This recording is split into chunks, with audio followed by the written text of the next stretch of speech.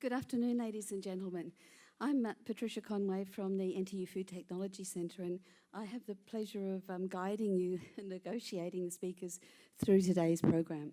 So I'd like to start with I just ran over here too. Professor Jürgen Schlund, who will give us just some introductory comments. Thanks, Jürgen. Yeah, I just wanted to give you 1 or 2 minutes about how this meeting came about. This is because we have the heads of the 2 most important European countries, food safety institutions, here from France and from Germany. Unfortunately, we couldn't have from Denmark, which is the 3rd most important country in Europe, of course. But these 2 institutions are, together with the Danish one, actually are the example in Europe of having independent risk assessment bodies. So you have institutions that are helping the regulators in France and in Germany with risk assessment and with scientific advice in general. So this is the background, because we thought that when they are here, there might be other people from industry, from regulatory agencies, from other academia that might be interested in hearing about some of this experience. So this is just very briefly the background. And then I'll give the floor to President Subra Suresh to give us opening remarks.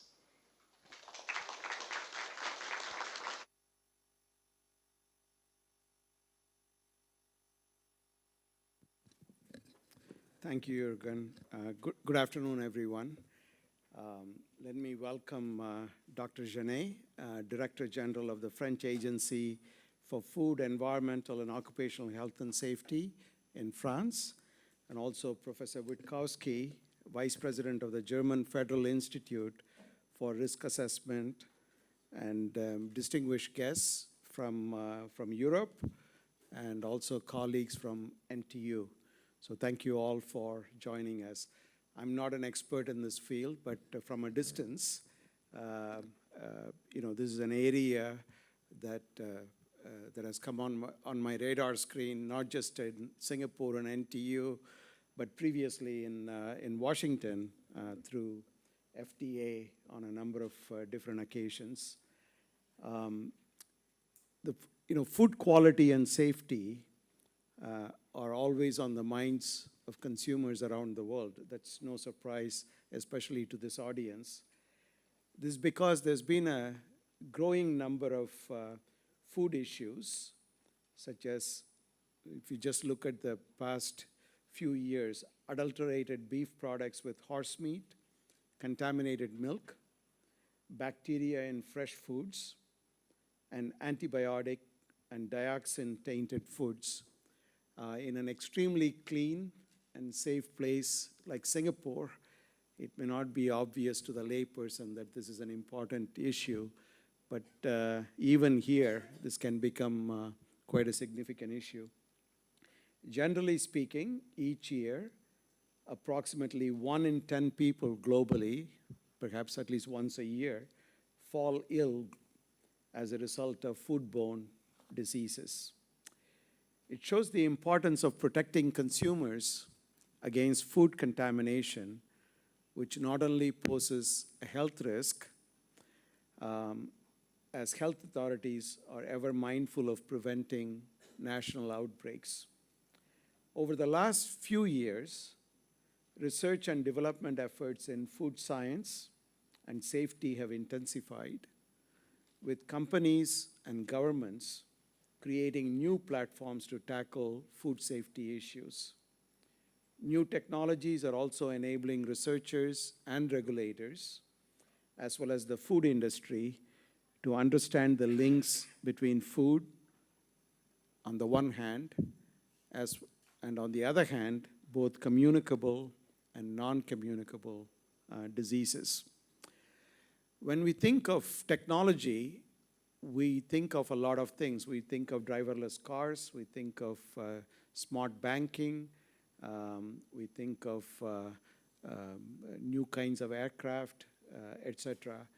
But we don't think of food safety. In fact, technology and food safety can be very intimately linked, And this is actually one of the visions behind our own articulation of what we launched earlier this year, the NTU Smart Campus Initiative, using technology to address a whole variety of issues that impact every member of our community. And food safety is not excluded from that list of things where technology can provide a useful supplemental help, if not major help. For example, some companies are leveraging the use of distributed ledger technology, otherwise commonly known as blockchain, to monitor the movement of food more closely and better than ever before. In the United States last year, under a pilot program conducted by Walmart, researchers found that by applying blockchain technology, they were able to trace a package of contaminated mangoes from the farm to the store in a mere 2 seconds, compared to what would normally take weeks, days or weeks. We're also seeing a rapid global implementation of whole genome DNA sequencing, or WGS. By sequencing DNA from pathogens that cause foodborne diseases or illnesses, WGS helps unveil their genetic fingerprint, offering clues about their geographic source, antimicrobial resistance, and other key markers. This can greatly help scientists and relevant government bodies to respond more quickly and effectively to food contamination, preventing illnesses from even happening. In May of last year, the Canadian government used genome sequencing to help identify and respond to outbreaks such as Salmonella. In just a year and a half, they've investigated over 12 national outbreaks linked to raw chicken, including frozen raw breaded chicken products. They found that the food samples had the same genetic fingerprint as cases of the human Salmonella illnesses that were reported. All these cases show that the effectiveness of advanced technologies and techniques can be very powerful, as well as cutting-edge research. They point to cutting-edge research in mitigating foodborne diseases and improving the quality of food for consumers. This is the purpose of this food safety risk assessment seminar that we are here for today, which will highlight some of the best practices in performing food safety risk assessments. This seminar will also discuss the possibilities of using advanced techniques and technologies such as WGS in Singapore to improve food safety and avoid foodborne diseases. Our European guests who are participating here today are perhaps in the best position to share their experience with us, as the data from their system and food safety efforts are among the best in the world. Let me look at a brief example of this. The number of confirmed cases of human disease caused by Salmonella from food increased as much as 5-fold in Europe from 1985 to 2005. However, over the last 10 years, the European data also documented an almost 50% reduction in Salmonella cases, and the scale of their reduction is a milestone not seen in any other region. So we have a lot to learn from our European colleagues. Today, we have the privilege of hearing from some of the very best in the business. Top government officials from France and Germany will be sharing their insights on food safety and security. They will be discussing the impact of globalization on food security, using genomics to improve food safety, and adopting WGS approach to mitigate foodborne diseases. This seminar will also give a glimpse into how the systems for science-based risk assessment have been developed in the European Union, especially in France and Germany, and how it can also help enhance food safety in Singapore and the region. Just as we saw about 13 or 14 years ago with SARS, there are no national boundaries for infectious or communicable diseases. There are also no national boundaries in a highly globalized world for food safety either.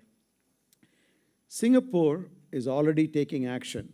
So in April next year, there will be a new government body known as the Singapore Food Agency. Housing over 1,000 staff, it will not only look into food safety and security, but also help food businesses streamline licensing processes. NTU's research is also aligned towards developing impactful and practical solutions that will benefit industry and society. The NTU Food Technology Center, or NAFTEC, looks into food safety, food science, sustainability, and technology research that can benefit society and beyond. NTU also strives to ensure the grounds remain fertile by grooming the next generation of leaders equipped with the latest expertise in food science and safety, borrowing on a number of different disciplines, from the latest in technology to data science, to genomics, to engineering, economics, and many more. NTU also partnered with one of the world's leading food science and technology centers, the Wageningen University and Research in 2014, to roll out undergraduate and graduate level programs in food science and technology. Students will learn the fundamentals of food science and technology that's grounded in current developments of the local and international food industry. This not only ensures that the curriculum remains up to date and industry relevant, but also enhances students' career opportunities upon graduation, not just in Singapore, but around the world. So in conclusion, food safety is an essential component of our daily lives. Besides water, no natural commodity, not silver, not gold, not even the strengthening US dollar, is more important to survival than safe, nutritious, quality foods. So NTU is actually uniquely positioned, both because of where it is as part of the Singapore ecosystem, but because of a multitude of entities, NAFTEC, CELSI, and many other entities, academic units across campus that can come together to create a very powerful entity that can engage with our international partners. So today's seminar will provide a valuable discussion in achieving this objective for the betterment of communities everywhere. Let me take this opportunity to thank all the organizers of this seminar for the time and effort that they've put in. And I want to especially thank our friends and colleagues from Europe who have traveled here to participate in this seminar. Thank you very much. Thank you.